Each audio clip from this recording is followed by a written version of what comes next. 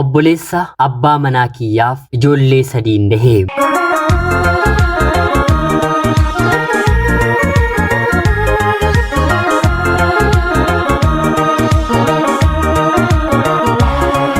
Yeroodhaaf maqaa kiyya himachuun barbaadu kanan dhaladheetti guddadhee Jiituu Magariituu Oromiyaa keessattidha. Barnoota kiyyallee kutaa tokkoo kaasee haga kutaa 10tti seeraan baradhee xumureera. Kutaa 10 akkuman gaheen garuu jaalalli hamaan jaalalli ijoollummaan wanta na qabeef dargaggeessan jaalladhe dargaggeessa na jaallate waliin barnoota dhiiseen jaalala barbaacha imala koon taasise. Maatiin kiyyaa ana waliin ijoollee 6 kan qaban yeroo ta'u dubartii ta'een isheedhumaa maatii keessaa immoo 5ffaarratti anatu jira.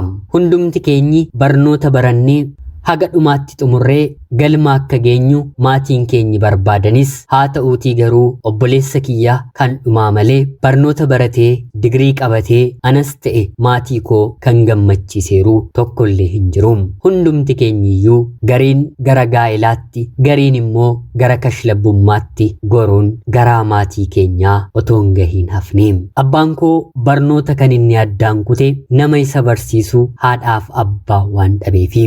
Haati koo immoo kan isheen barnoota addaan kutte umrii malee barnootatti seentee heerumaaf sa'aatii geessetti sadarkaan barnoota ishee kutaa 2 yeroo ta'u kanaan booddee baradheen eessa gaha jetteeti gaa'ilatti seentee.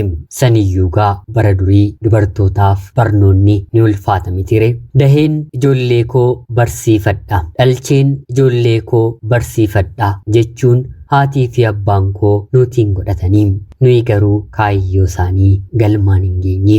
Barrisaa bara 1999dha. Kutaa 10ffaa barachaan jira. Obboleessi kiyya tokko maatii jalaa gara magaalaa Finfinneetti badee Finfinneetii immoo hojii gargaaraa konkolaatummaa argatee gara naannoo keenyaa yeroo dhufu hoteela yookiin immoo mana ciisichaa buluurra mana maatii koo deemnee bullaa achumaan nan dubbisaanii ergan isaan argee waggaa 2 fixeeraa jedhee konkolaachisaasaa gara magaala keenyaa akka dhufu akka bulu taasisa. Konkolaachisaansaas tole jedhee mana keenya dhufanii haatii fi abbaan koo mucaan keenyi deebi'e jedhanii gammadanii waan jiru mana keessaa qoodanii fi konkolaachisaanis nutti gammadee haatii fi abbaan koos itti gammadanii wal qabatanii gara hojii isaaniitti deebi'anii.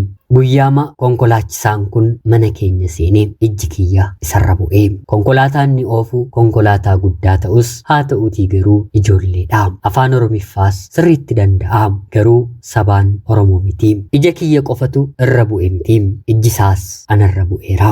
Ilaaleen akka qaanfachuun ta'a innis ijaan gola keessa na barbaada. Kanaan guyyaa jalqabaa dhufee kan dur baatii 3 baatii 4tiin daandii magaala keenyarra darban torbee 2 torbeetiin midhaan naannoo kanaatii gaafatanii bitanii fe'uu jalqabanii.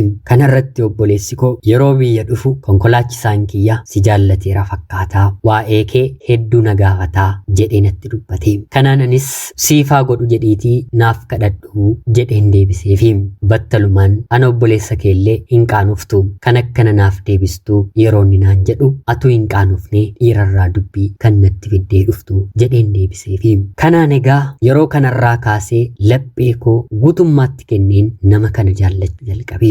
Haa ta'uutii garuu gara inni deeme kamittiyyuu obboleessi kiyya biraatii waan hin hafneef yeroo inni magaala keenya dhufu yeroo inni magaala keenya mana keenya bulu anaa fi konkolaachisaan kuni qofaatti wal argachuun baay'ee nutti ulfaate. Silaa ani dubartiidha mitiire yoon maal godhe gaariidha maal ta'a buddeena naaf bahutti na dura dhaabbachuu baatte guyyaa tokko walitti nu dhiisii deemii jedheen ifaaf ifatti akkan jaalladheerullee obboleessa kiyyatti nimee. Kanaan innis singoomadhu nama magaala kanaatti heerumuu keerra nama kanatti heerumtee yoosiif darbe naaf wayyanaan jedhee yeroo sanarraatii kaasee walitti nu dhiisee deemuu jalqabe. Turtii baatii 2 yeroon kutaa 10 baradhu kana keessatti yoo xiqqaate si'a 5 ol magaala keenya dhufeera. Walis gallee walii galuu qofa otoo hin taane turtii baatii 2 kana keessatti qormaata maatirikii akkuma xumurteen yoo darbites yoo kuftes ofitti si fudhadheen gaa'ila dhaabbannee waliin jiraannaa si jaalladheeraa dubartii akka kee ija kootti iftee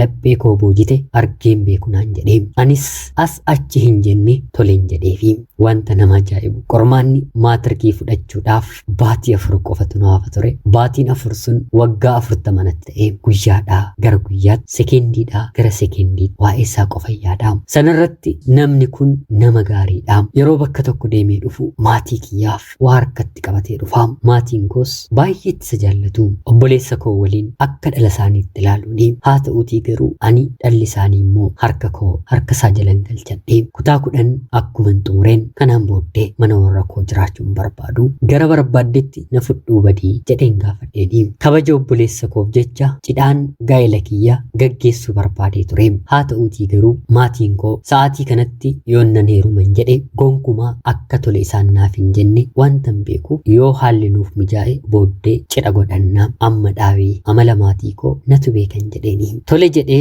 yeroo na fudhachuuf dhufu obboleessa kiyyaa waliin walitti bu'ee anaaf jecha sobee jechuudha. Gargaaraa konkolaataa gara biraa qabatee Finfinneerraatii gara magaala keenyaa dhufe. Iccitiidhaan na waamsisee yeroo inni deebi'u gara Finfinneetti imala koon taasisee nan jaalladha otoo hin taane lubbuu koon gurguraa fi yeroon ani isa waliin jiraachuu jalqabu ofiillee boqochuu waan barbaadeef baatii 2 guutuu waliin dabarsinee haala jiru hundumaas obboleessa kootti himeen obboleessi kiyyas akkan heerumee jiru maatii koo beeksisee suuta jaarsi ergamee araarris maatii kiyya gidduutti bu'ee ergasa ta'ee haa ta'u mucaa keenyaaf kennine jedhanii maatiin koos takkaa ergammiin lafa geeffadhee na fudhatanii akka aadaa naannoo keenyaattis wanta godhamuu qabu hundumaa goonee magaalaa Finfinnee keessatti mana kireeffannee jireenya gaarii abbaa manaa koo waliin jiraachuun jalqabee waggaas lakkoofsisuu eegallee waggaa 1 waggaa 2 waggaa 3 finnee abbaan manaan koo konkolaachisaa madhaam anis hojii gara biraan qabu lafa bitee mana nuuf ijaaree itti nagalcheera. Kanaa ol maaliin fidhare hawwiin koo kaayyoon koo daheen ijoollee godhadheefiin isa gammachiisu abjuu koo ture. Haa ta'uutii garuu waggaa 3 hangan waliin jiraadhe keessatti gonkumaa naaf milkaa'u didee bakkan ani hin deemne sheekii fi qeesii qaalluu fi mortuu ani hin gabbarre hin qabu. Dhumarratti mana yaalaallee deemeen dahuu akka hin danda'u natti himaniiru. Akka aadaa naannoo keenyaatti immoo ilma dhiiraa dhalchuu hin dandeessu jedhanii itti dubbachuun baay'ee safeeffatamaa. Sababiin isaa immoo ilmi dhiiraa gurrisaa kana dhageenyaan mooraalii ittiin jiraatu humna kaayyoo fi mul'ata dhabaa jireenyatu itti dukkanaa'aa. Waggaa 3 yaaleen na didee waggaa 4 waggaa 5 natti fudhatee homaa ta'uu hin dandeenye. Sa'aatii abbaan manaan koo manaa baheet maal ta'a yeroo inni deebi'u gammachuu daa'imni gadameessa kootti hafu itti nimee jechuun guyyaa guyyaatiin hin hawwaa. Haa ta'uutii garuu kun naaf ta'uu hin dandeenye. Abbaan manaan koos rabbi guyyaa eeyyamasaa nuuf haa kennu hin ariifatiin anis hin ariifadhu gaafa barbaade nuuf haa kennu jechuun na jajjabeessa. Maatiin isaa garuu keessumaa harmeensaa akka inni na waliin jiraatu miti guyyaa tokko na waliin akka inni bulu hin barbaadanii. Gaa'ela isa waliin dhaabbadheen waggaa 2 booda haati isaa Finfinnee yoo dhufanillee mana koon dhufanii isa dur akka giiftii akka haadhaattiin ilaalan dahuu dadhabee jennaan gaangee kana ofirraa hiiktu jechuun ilma isaaniitti dubbatu. Inni immoo gaa'ela koo keessa nama galu kamiyyuu barbaadu jedhee ofirraatii dhorkaa. Obboloota isaa dabalatee waa'ee koo hammeenya jecha tokko isatti dubbatanii jennaan obsan qabuu fi maatii isaa haadha isaa obbolaa isaallee isatu barsiisee. Abbaan isaanii erga boqotee booda abbaa mana sanaa ta'ee waggoota hedduudhaaf kan bulchaanii ture isadha. Haadha isaaf mana jijjiireera. Obboloonni isaa yeroo sanaa kaasanii yuunivarsiitii seenanii harka isaatiin baratanii eebbifamanii bahanii. Kan isaan yaadan maallaqa doolaaraan kan argatu itti fakkaata ta'e hin beeku. Isheen durbaas inni dhiiraas maalnaaf godhee beeka kana malee maalnaaf godhee beeka kana malee jechuun yeroo hundaa yeroo inni komatamu malee inni abbaa keenya mana keenya isatu dhaabe qoonqoo keenya dadhabbii malee isarratti irraanfanna jedhanii guyyaa tokko galateeffatanii beekanii. Innis kana ni beeka. Guyyaa tokko gaafa ani waa ta'e hundi isheeyyuu akka gaabbitu akka of yaadattu nan beeka naan jedha ture. Kanaan maarree otoon jedhu otoo daa'iman godhatiin barri 2004 gaa'elli koo immoo waggaa 5ffaa qabatee as achi jechuun natti ulfaatee. Abbaan manaan koos dhiiradha daandiirra oola nan uffuu jalqabe. Na waliin ciisuun illee hojii isatti ta'ee yaallee bu'aan waan dhibeef dadhabbii qofa jireenyi keenya ta'ee anarraa garagalee lafuu kunuunsa na dhoowwachuu fi kanneen kana fakkaatan mallattoo dadhabbii isarratti arguun jalqabe. Kana keessaa garuu guyyaa tokko afaan isaatii baasee jecha hamaa jecha ulfaataa natti dubbateen beeku maarree bara 2004 kana obboleessi isaa mana keenya taa'ee hojii barbaaddata. Anarra obboleessa isaatu waa'ee isaa shakkuu jalqabee haalli keessan xiqqoo jijjiirameera maali rakkootu jiramoo yeroo inni naan jedhu anis lakkii akkuma ati argitudha anarratti gammachuu dhabaa dhufee jedheen deebisee fi tarii immoo dubbii madhala dhabuu kanaatu abdii isa kutachiisee ree jedhee yeroo na gaafatu eeyyeen isa miti aniyyuu abdii kutadheera dhala dhabuun abbaa manaa koof hin malu akka karoora kooti lakkuu daheen isa gammachiisuun barbaada ture jedheen deebisee fi kanaan obboleessi isaa gorsa kana naaf qodee icciitiin keenya anumaaf sigdoottaa hafu akka ulfaa'uu dandeessu haa ilaallu jedhee na gaafata. Jalqaba irratti kana gochuun anaaf abjuu waan ta'eef lakki jedheen deeme. Haa ta'uutii garuu mana qaalluu deemeen yoo na waliin ciiste abbaa manaa keerraatii daa'ima argachuu dandeessallee jedhamee dideen mana qaalluutii baheera. Qaallicha sanarraatii daheen abbaa manaa kootiin dhala qaba jechuu korra obboleessa isaarraa yoon godhadheeyo jedheen yeroo sanarraatii kaasee iccitiidhaan obboleessa isaa waliin ciisuun jalqabe. Nama gaddisiisaa torbee tokko walitti fufinsaan ciisnee baatii tokkoof torbee booddee ulfa ta'uu kiyya nan mirkaneeffadhe. Amma gaamaalaa godhu kaayyoon yookiin immoo karoorri anaa fi obboleessa isaa akkan ulfaa'uu danda'u qofa ilaallee yoo tarii ulfillee uumame ofirraa baasu ture. Haa ta'uutii garuu yeroo ulfii gadameessa koo keessatti uumamu abdii jiraachuu abbaa manaa kootiif jedheen gaa'elli koo rakkootti akkan seenneef jedheen wabii sobaa obboleessa isaa waliin walii gale siif ulfaa'eeraan jedheeni. Gammachuu inni kana dhagahee gammade har'allee yeroon ilaalu akka haaraatti natti mul'ate keessa koo nama deessaa daa'ima kansaa kan hin taane siif ulfaa'eeran jedheeni. Haadha isaa, obboloota isaa, hiriyoota isaa, haati manaan koo naaf ulfoofte jechuun hundumatti himatee hundumatti bilbilee dubbatee dhugaan jiru imimmaaniin na hudhee haa ta'uutii garuu fuula isaa gammachuu qabu akkanaallee ergan baree oolee bubbulee waan na ture baguman sobeeyyuu akkanan jedheen yeroo sanaaf of jajjabeessee gaariis na fakkaate. Obboleessa isaatiinis isa anaan ulfeesseen jedha maaloo jajjabeessiin yeroo ani mana hin jirre biraatiin deemiin maaloo jedhee kadhatee na biratti deema. Innis otoo keessisaa madaa ta'utti dubbatu tole jedhee isa gaggeessinaa nagaatiin deemi jedhee yeroo hundaa san kadhadhaa kan dura hojjetuutiin olitti amma ani abbaa mucaa ta'uufidha jedhee halkaniif guyyaa jabaatee hojjechuun yeroo dhufu kamittiyyuu kennaa gosa garaagaraa biyya garaagaraatiin naa fidee dhufaa otuma natti dhagahamu irraan fudhaa. Hiriyoonni koo situ dhalchuu hin danda'u situma seenadha jechuun natti kolfaa turanii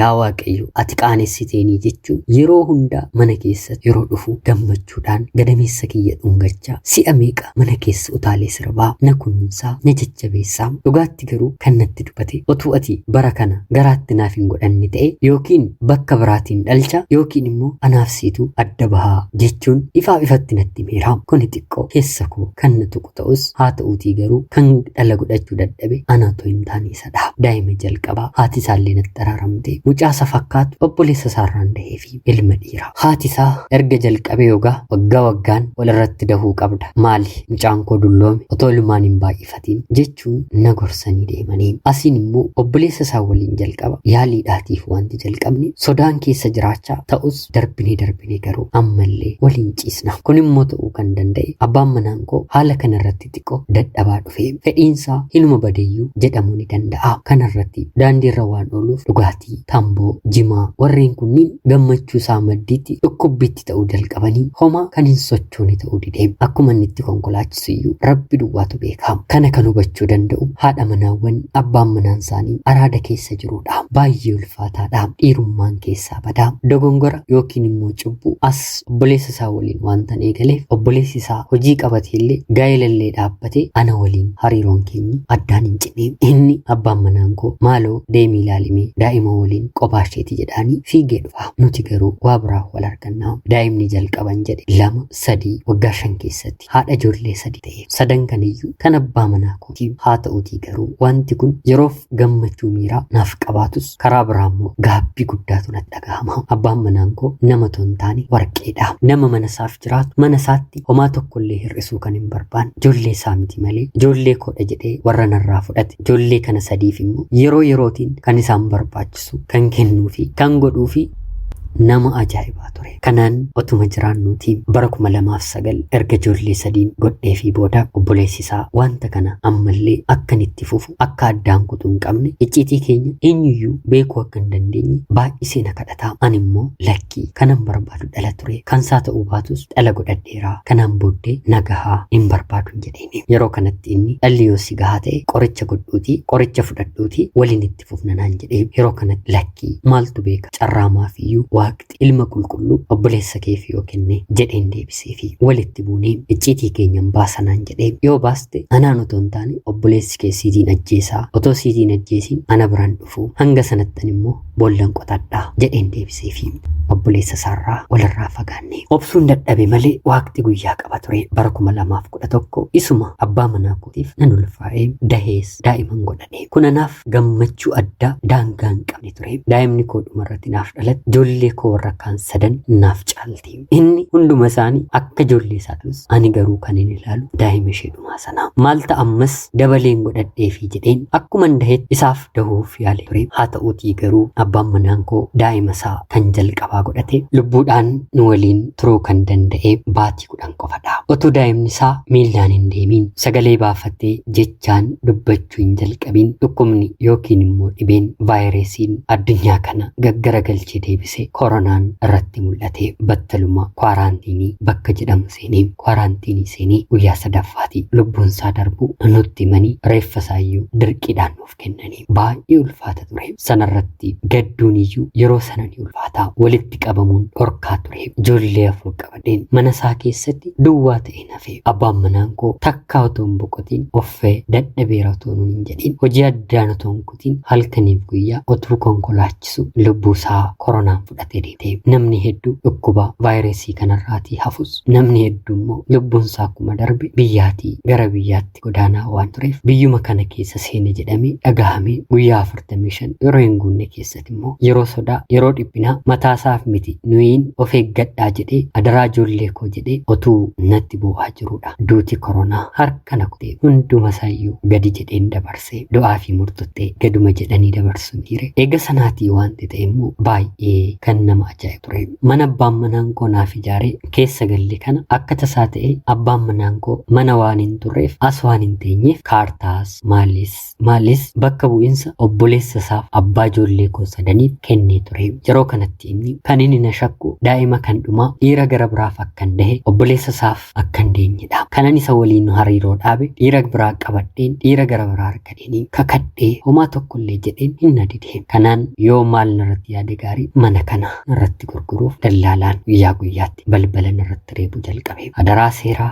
manni kun kan abbaa manaa koo eeyyama koo malees gurguramuu hin danda'u jedheen seera bira yeroon dhaabbadhu ormi ormumadhaati haati abbaa manaa kiyyaa obboleessi isaa kan kenneefit ati maal godhi jettaa ijoolleen kun kansaa ta'uyyuu hin fudhadhu jechuun shakkii daa'ima isa dhumaarratti obboleessi deemee tasaaseen icciitiin jirre haati sana taasofte. Anis isin nama guddaadha dhalli keessanis boqoteera du'arrayyuu hin jirtani afaan keessan qabadha seeraanan isin hin gaafadha jedheen ofirraan isee obboleessi isaa hin adabadhu yeroo inni jedhu maatiin koo biyyaa dhufanii dallaalaa fiduu miti kanaan booddee jecha mana gurguraa kana irratti kaasistee jennaan lubbuu kee huunee boolla keessatti si ganna jechuun naaf dhaabbatanii anis mana murtii deemeen bakka bu'iinsa isaa irraan kaasise qabeenyi abbaa manaa koos kan koo akka ta'u naaf taasifame hanga har'aatti halkaniif guyyaa boo'aa gaddaa wanti hedduu sammuu kootti deddeebi'ee na ceephaasisa jiraachaan jira. Mooraa koo keessa kutaawwan 5tu kireeffamuu danda'a. Saaniin kireesseen maddiitti immoo mana uffata hodhaa banadheen hojjechaa ijoollee koo guddifachaan jira. Rabbiif haa galatu. Jireenya koo keessatti balleessaa guddaa cubbuu